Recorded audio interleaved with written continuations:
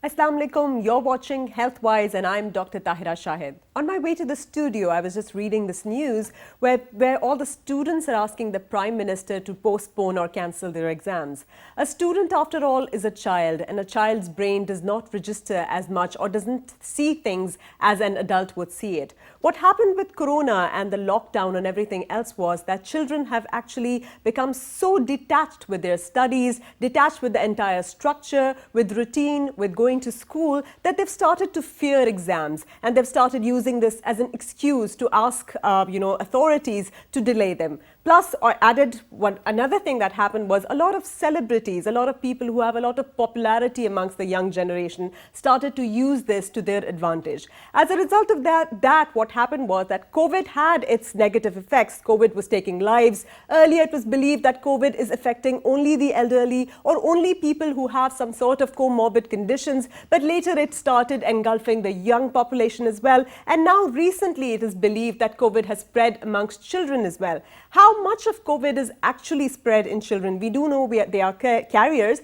but does it really take their lives? How can we prevent children from acquiring it? And how do we need to adjust to this new norm? Because COVID isn't going anywhere, but we can't keep our schools closed forever. There are ways to follow SOPs and continue education. Education is equally important. Their mental health is important. Their social interaction is important. To discuss everything that we need to know about children, about how children need to be dealt with and their diseases, we have invited Dr. Farhan Ansari in our studio today. Welcome to the show, Dr. Farhan. Thank you so much for joining us. Dr. Farhan is a pediatric surgeon, but firstly, we are going to talk to you about COVID because you've worked a lot in COVID and children. So how prevalent is COVID? Do we really need to keep them at home? Is there another way to, deal this whole thing?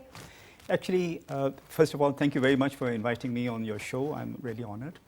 Actually, ever since this COVID started, we have actually completed a full circle of about 12 months, and several things have been tried. First of all, they were going to school, and then they started a hybrid system, and then they stopped going to school, and they started using combinations of various things to keep life in a normal or as normal as possible.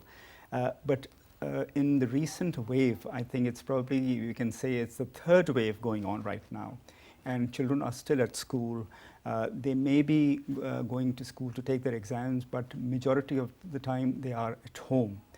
Now, I don't know, this is a $64 million question, that which is the best way to manage children who have COVID or they are exposed to COVID environment. But do they catch it as frequently as adults? No, they don't. Okay. And I'll tell you the reason why. If you want the actual statistic, yes, it is actually less than 10%. And to be precise, it is 8.5%. Right. Now, this statistic that I'm presenting is not from Pakistan because we don't have those kind of statistic measurement methodologies that they have in the United States and other advanced countries. But as a general rule, you could say that it is less than 10%. And did you see anybody die of COVID, any child die of COVID in your practice or in Pakistan? I have seen a newborn baby. He was about 3 weeks old. He actually had to be placed on a ventilator, and he eventually expired. Now, this is not the norm. Since you asked me, if I'd seen, yes, the answer is yes. But this is not the norm. This is not what we usually see. They can get positive with COVID, but it may not take a very serious toll on them. It is not because they have a very special immune system. It is because the COVID virus doesn't attach to a certain receptor which it needs to attach into the respiratory tract. The children do not have a lot of those receptors. So that's a good news. More people need to know this so that they stop being judgmental about their school and reopening, yes, and closing. Because however, we need to realize that children staying at home, getting obese, getting depressed, getting, yes, stressed out are, yes, way more of a problem than COVID would have caused, yes, them. Yes, they might be carriers, but there are ways to follow it. We need to follow SOPs, distancing, everything, and, yes, still go on for the exams. Yes. That is why it was very important to address this question with you. Now, being a pediatric surgeon, when you have COVID patients come to you, and if they say that they've caught it from their child, did you see such cases where they contracted it from their child? To be honest, I haven't seen such cases. But what I do see in my practice, because I work in a hospital where there are patients from other departments as well, there are mothers who have given birth to babies who are COVID positive. All right. Whereas they are not positive. Oh. Yes. Okay. Or it is the other way around. The mother is positive and the newborn baby is not positive. Well, we know nothing about this disease then. Yes. Then there are other situations where, since I operate on children, and as part of the standard operating procedures these days, anybody who's going into the operating room has to be, their COVID status has to be known. Right. So whether it's a 2-week-old child or a bigger child, they have to have a COVID test done so that they can be taken to the operating room where everybody is COVID negative. So you can say they are being taken into a green zone. All right. But don't you think because of lockdown and because of all these restrictions, even if a child was suffering from something else, they're being denied that proper medical treatment on time, they're being denied surgery on time due to COVID, they're not getting their usual vaccinations that they were supposed to be getting as part of their regular immunization, and that is why they're falling sick more and more lately, and especially this unhealthy lifestyle is causing all this, repeated flus and fevers in children? Okay, now it's a loaded question. First of all, I would say they're not being denied anything. All the treatment which was due to them, whether they're entitled to get their gastroenteritis or a flu or whatever, or any urgent surgery, that is all being done as normal. And we are trying to carry on as normal as possible when it comes to children. Their vaccination, we have dedicated in most hospitals, they've made certain arrangements that the patients come through a certain route, they get vaccinated and exit through a very safe and certain route.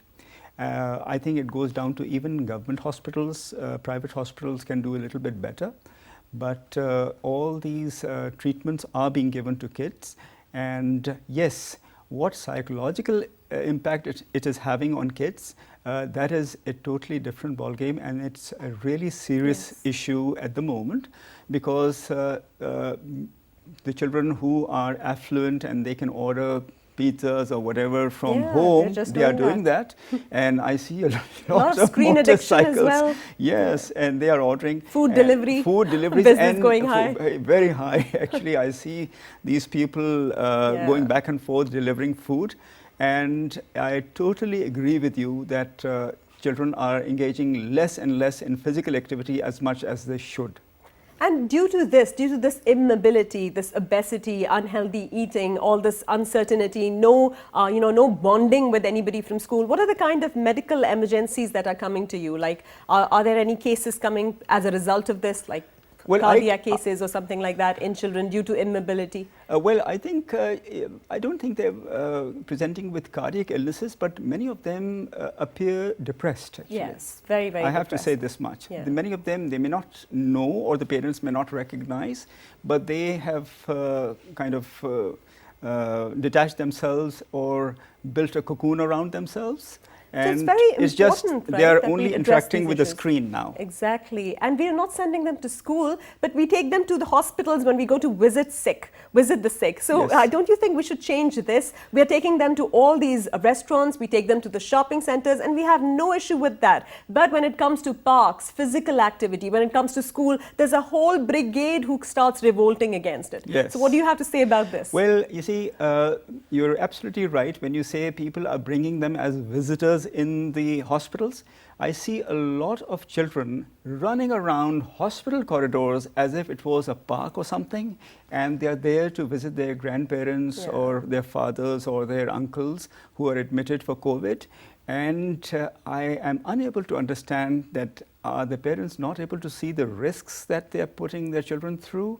And we at our level, we have tried to counsel them, but it doesn't seem to sink in. Right. And what are the signs that a parent should look for in case a child does, for example, contract COVID? What are the signs that are alarming that should force them to go to the doctor right away? For example, breathing difficulty, cyanosis, what would you say? Well, you see, a lot of people think that it presents only through breathing. It can even affect the gastrointestinal system, and they can present with loose motions, diarrhea, that kind of thing also. So we control all of them. Coming to your own subject now, pediatric surgery. Circumcision, one of the most common things. So could you tell us, like, what are the precautions we need to take before circumcision? What are the kind of tests, bleeding disorders, everything? And what is a post-surgical care of a patient of not a patient, I would say a candidate of a candidate of circumcision, and the right age as well. Right. Okay. Now, I get a lot of patients who come for circumcision, and circumcision can be done by various methods. For children below the age of 6 months, I use a ring method, which is a plastibell ring method. Basically, this is, and I go to great lengths to make it as painless as possible. These circumcisions, there are different sizes of rings available, and a size is fitted onto them. Now, it is done under a local anesthetic, which means that the effect of this will last only 4 hours. But we give another, an oral painkiller that will tide them over, for several hours. Can you stress on the post-op care, hygiene, how they should take care of that? Yes. Now, I think the easiest thing is to keep it clean and apply the ointment, and they usually do not require any antibiotics. All you have to do is keep it clean and apply the ointment that has been prescribed to them. And what is the right age for it? The earlier the better. The earlier the better. Right. Earlier the better. Usually people come within the first week of life, and up to the age of 6 months, it can be done under local anesthetic. I know a lot of people in Pakistan, they like to do circumcision under local on older children, but I think that's very cruel. That's very cruel. Well. And what do you suggest to people who take them to these local quacks, or I don't know what they're called, hajams or barbers who perform it, and the complications you've received as a result of these barbers performing this butcher act? This is absolutely atrocious. A lot of people, they actually try to save money on this, and they will take their kids to people who are not qualified to do this. It may appear like a small procedure, but any procedure could have complications, and sometimes they could have some other abnormality which can be detected at the time of circumcision that is missed, and they perform the circumcision, and once it is performed, the thing cannot be reversed. Let's talk a bit about cryptocurrenism, when the undescended testes, and at what age should the testes be descending in? And if somebody does have a retractile one, what is the way to go about it? What are the complications they can face, and how do you go about it? Right. Usually, usually the testes descend from a location close to the kidneys, and they come down, pass through a canal, which is called the inguinal canal. They pass through the inguinal canal, descend further, and occupy the normal position. This descent can arrest at any stage. And the best thing is that as soon as you notice it, seek the advice of your pediatrician. So it should be after 4 months, the initial 4 months, I suppose? Actually, it should be, this procedure should be, this examination should be performed by a neonatologist at the time of birth. Birth itself. Birth itself. And then the mother needs to see if both the testes look the same, and it's usually the left that doesn't descend as easily. Is that true? Right. And is it true that you have to see whether when they're crying or when they're coughing, if it's going up or not? Something like that. And if they delay it, if they don't go to the doctor, what happens? They don't lose their... The ideal time to perform this operation is around 10 months. All right. Around 10 months. A lot of people, they give assurance that once the child is 3 or 4 years old, the testes will descend on its own. That's not true. That doesn't happen. And the reason it should be operated and brought down to its normal position is that we do not want this to be in a warm environment of the abdomen or very close to the abdomen. Exactly. It has to remain in a very cool environment, because we don't want to destroy their sperm factory.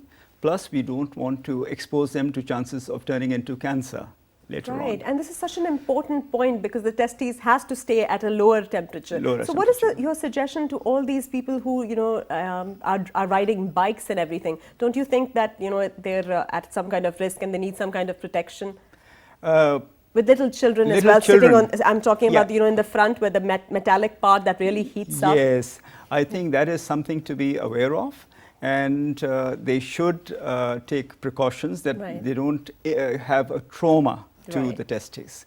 Okay, that is a very important topic. And there's another thing, when children have speech difficulty, they're not able to talk, and the parents are really worried about them, and they don't even realize they might have a cleft lip or a cleft palate. How prevalent is that? What is the cause, and how do you go about that? Well, you see, cleft lip is detected very early upon birth. Right. And so is cleft palate, because they present with feeding difficulties. And once you've detected that, until you don't operate it immediately, you wait till the child is at least 8 to 9 months old. And until then, you're basically waiting for the child to gain weight.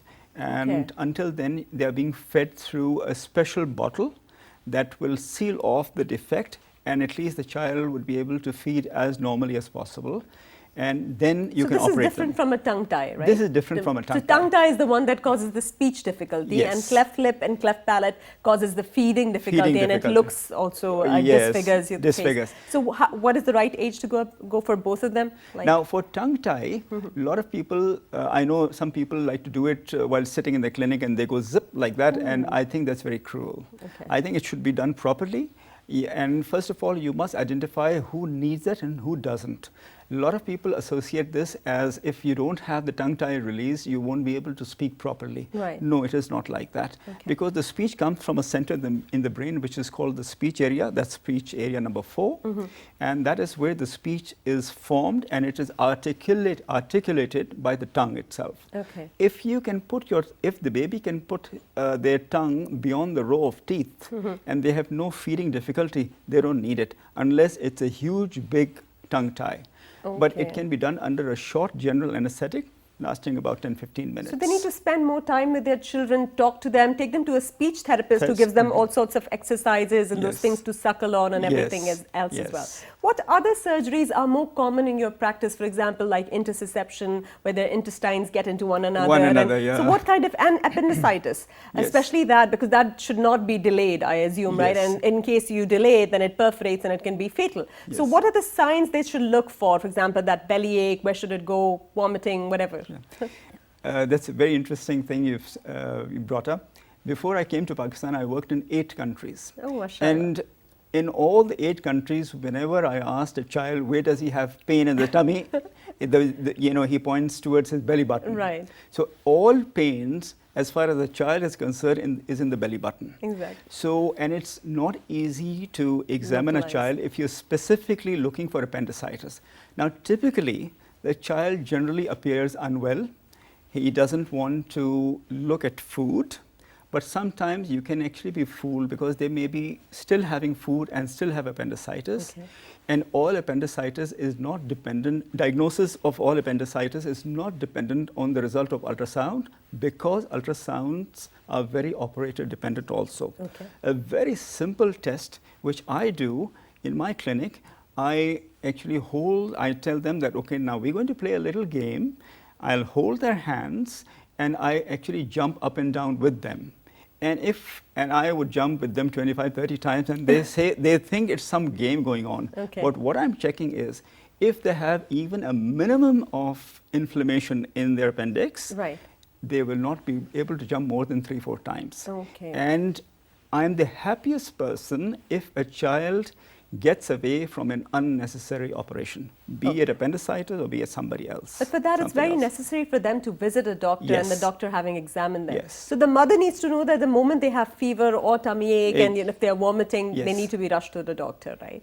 What would you say about constipation and Hirschsprung's disease? Because a lot of these little tots don't want to poop, Yes. and they have the severe constipation, and then the mothers are actually putting enemas and giving suppositories, and then Yes. they go to a doctor and they're diagnosed with this. Do they really require surgery, or do they require something else? Actually, you have to be very, very methodical in how you diagnose circumcision. Somehow, most children, or I wouldn't go to say most, but many children in Islamabad somehow trickle to me. with constipation. And with some difficulty, I've been able to zero down what is one of the main causes. Low fiber? Low fiber, and they have a lot of this junk food and chips, you know, crisps, a packet of crisps. So now what I ask them is, my first question to them is, did the child pass stool in the first 24, 48 hours of life? If the answer is yes, then the chances of a Hirschsprung's disease, for your audience, may I just simplify it?